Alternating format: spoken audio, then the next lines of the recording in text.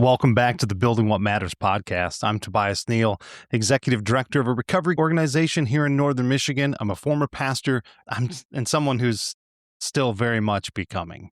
This is the space where we talk about leading aligned, living parallel, and building what matters for leaders who are tired of performing it and just ready to build something real. This past week, I had the privilege of presenting at the MiPeers Conference in Novi, Michigan, a statewide gathering of peer support specialists, people in recovery themselves who show up every day to walk alongside others who are still finding their way.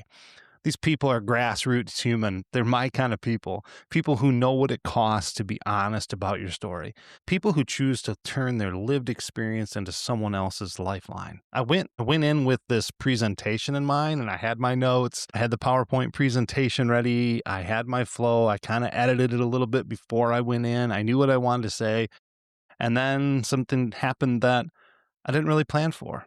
The room kind of came alive and conversations started taking place. I started getting feedback and started having questions, things that I didn't really anticipate.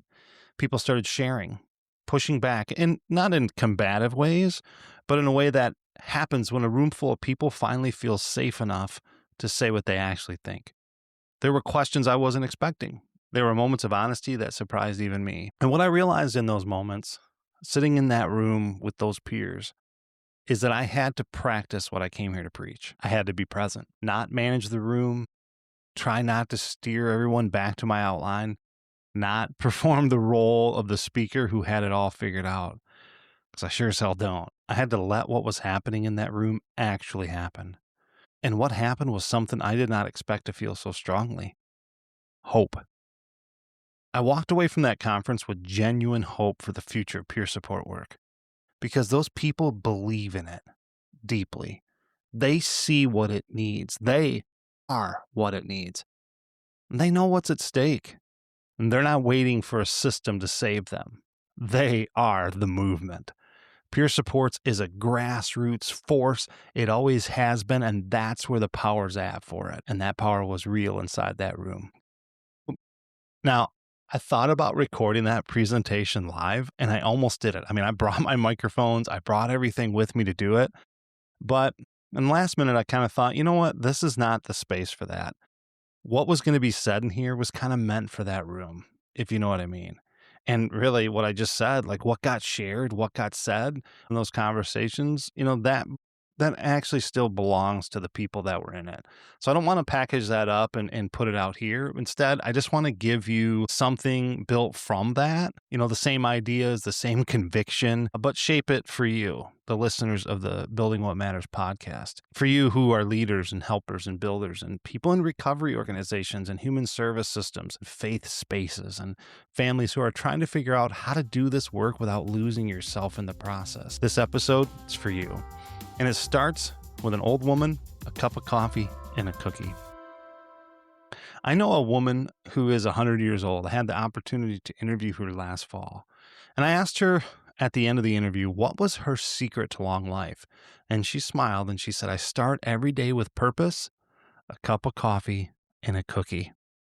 And I know that sounds simple, but underneath that small, sweet ritual is something a lot of us have forgotten. Presence is not accidental.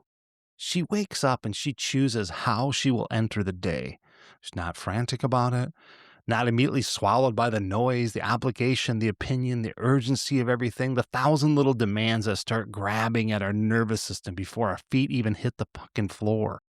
Coffee, cookie, breath, begin. That lady knows something that a lot of our bodies have forgotten. We live in systems full of help and still starve for presence. We have programs, we have paperwork, we have assessments and interventions, forms and policies, treatment plans, referral pathways, strategic plans and outcome measures, budgets, care coordination, all the health record stuff, the committees, the acronyms. God, do we have a lot of acronyms. And, endless meetings about meetings that we already had meetings about. We have a lot and a lot of help. But sometimes, even with all that help, people still walk away feeling unseen. And if I'm being honest, so do the helpers. That's the ache underneath so much of this work that I see. People come to us in pain, And the system trains us to move quickly, assess, categorize, document, refer, fix, manage, move on. But healing asks something else of us. Healing asks us to stay. Now, not forever, not stay forever, and don't stay without boundaries, not in a way that makes us saviors or martyrs or emotional dumping grounds, but staying long enough to let someone know they're not alone in the room. Long enough to let their story come out without interrupting it. Long enough to let silence do what our words keep trying to control. Presence is not passive. It's disciplined. It is powerful. It is sacred. And it's rare. One of the reasons presence is so hard is because most of us have been trained to perform care instead of practice it. We know how to sound compassionate. We know how to say the right things. We know how to nod, to document, to summarize, to redirect, to ask the motivational questions, to use all the right language. But presence is difficult. Presence is what happens when I stop trying to prove that I'm helpful. When I stop centering my own discomfort, when I stop rushing to a solution because someone else's pain makes me feel powerless. Presence is what happens when I can sit with another human being and not turn their suffering into a stage for my wisdom. And that's hard. It's hard because most of us are uncomfortable with silence. It's hard because pain makes us want to do something. We're helpers. We're people who care. We're in this work because we want to help people heal. So when someone shares something real, something heavy, something raw, we feel this pressure rise up in us. Say something. The awkward silence. Fix it. Make it better. Offer advice. Tell a story. Compare it to your own experience. That's my favorite. Lighten the mood. Another one of my favorites. Get out of the discomfort. And holding space means we resist that impulse. Holding space is not fixing. It's not rushing. It's not comparing. It's not performing empathy. It's staying present without solving, listening without interrupting, validating without centering ourselves, and showing up, not showing off. I know this because I've been on both sides of it, and so many of you have as well. I've been the person who needed someone to stop fixing me, who needed someone to quit trying to explain my pain back to me, who did not need a solution yet because I had not even found safety to tell the truth. And I've also been the one who confuses being useful with being present. There was a season in my life when I was bitter, guarded, sharp-edged, and tired. Not tired in the I need a nap kind of way, although I am a big nap taker. I was tired in a deep way. Tired from carrying old wounds. Tired of trying to make sense of things that had broken the trust in me. Tired of just living in survival mode. Tired of trying to be strong.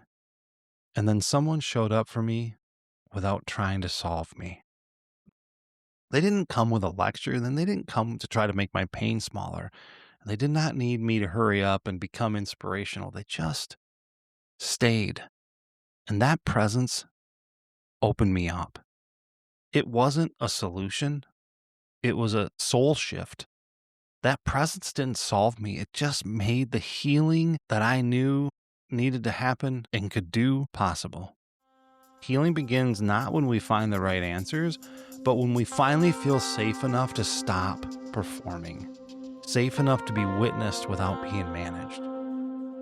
Over time, I came to understand presence through 3 different practices, and these are personal for me. They're how I live things out. They're how I operate, and I'm hoping that you can take them and use them however you see fit. But these 3 things for me are how I understand presence, and it's consideration, communication, and connection.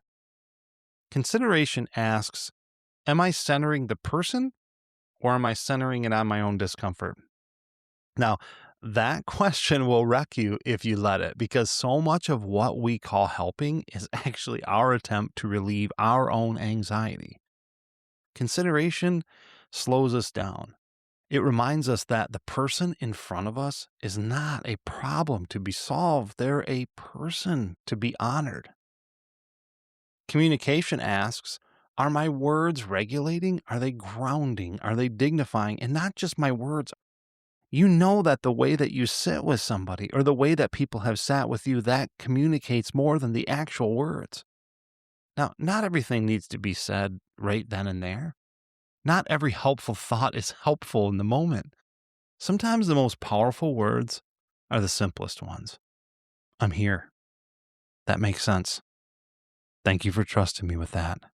Hey, you don't have to carry this alone. Lastly, connection asks, does my presence disappear when the conversation ends? Because following up matters. Checking in, it matters. Remembering matters. People notice when we circle back. They also notice when we don't. And holding space is not only what happens in the emotional moment, it is what happens after, when someone realizes that they were not just listened to, they were remembered. That is where presence becomes culture. Systems do not heal people. People do. And I believe systems matter. I believe policy matters. I believe funding and structure and good programs matter. But none of those things heal without people. People shape culture. Culture shapes a system. So how we show up matters more than we think. A meeting changes when one person chooses honesty over the optics. A workplace can change when supervision feels less like surveillance and more like support. A recovery center changes when people are not just processed through care, but they're welcomed into belonging. I think presence is power without control. Presence is power without controlling. And in a culture that rewards urgency, interruption, performance, presence can be really a radical act. It says, I don't need to dominate in this moment. I don't need to make your pain about me. I do not need to control your healing. I can just stay. I can listen. I can honor what is true. I can be here without needing to become the hero. And that kind of presence changes people. And when enough people practice it, it can change the systems as well. I think what people receive, they learn to give. One moment of genuine presence can travel farther than we think. Someone who's been deeply heard may learn to hear others differently. Someone who's been treated with dignity may begin to believe dignity is possible. Someone who's been met without shame may stop using shame as their first language. That is how healing moves. And that is what I saw at the MiPeers Conference. A room full of peer support specialists, people who've been in the darkness themselves, showing up for each other with exactly this kind of presence. Not performing it, not managing it, just staying and listening to each other and being real with each other in a way that most professional spaces never allow. And we have a mantra that we say at Nemesis Recovery Center, where I'm the executive director. And this was birthed in our peer supports department. And I say it all the time. It's one of the things that we share often, but it's this: recovery inspires recovery, and presence, practice inside of and parallel to the systems where it operates in, is what keeps that movement alive. And power is not in the paperwork. Power is in the people, and power is in the peers. And I saw it at that conference, and it inspired me and just motivated me to continue to do the work that I'm doing, to continue to build what matters. Here's the invitation. Be present. Just slow one conversation down this week. Resist fixing just once. Follow up with one person you might have forgotten or could have forgotten. Be someone's safe place. Just start today with that. You do not need to have the perfect words. You do not need to be impressive, and you do not need to be the expert in every room. You just need to be brave enough to be present, to stop, breathe, to listen, to stay. Because presence heals more than people. And maybe that 100-year-old woman with her coffee and her cookie had it right all along. Start the day on purpose. Enter the moment with intention. Choose presence before the world teaches you to rush. And then carry that into every room that you walk into, your home, your work, your team, your school, your recovery community, your leadership, and your own damn heart. Because someone near you is starving for presence. And maybe so are you. All right, before I go, a few things. If you've been listening to the Building What Matters podcast, then you know by now that we are now on YouTube. And right now it's just audio episodes that I've been uploading. They go right to YouTube, but I'm working my way up to recording these as video. If you want to share these conversations with people who are more likely to watch a video than they are to listen to a podcast, then you can direct them over to YouTube and find Building What Matters there. Subscribe to it, share it with someone who needs it, you know, all the things. I'm also launching a Building What Matters leadership cohort. It's a free virtual monthly gathering of leaders of emerging recovery community organizations.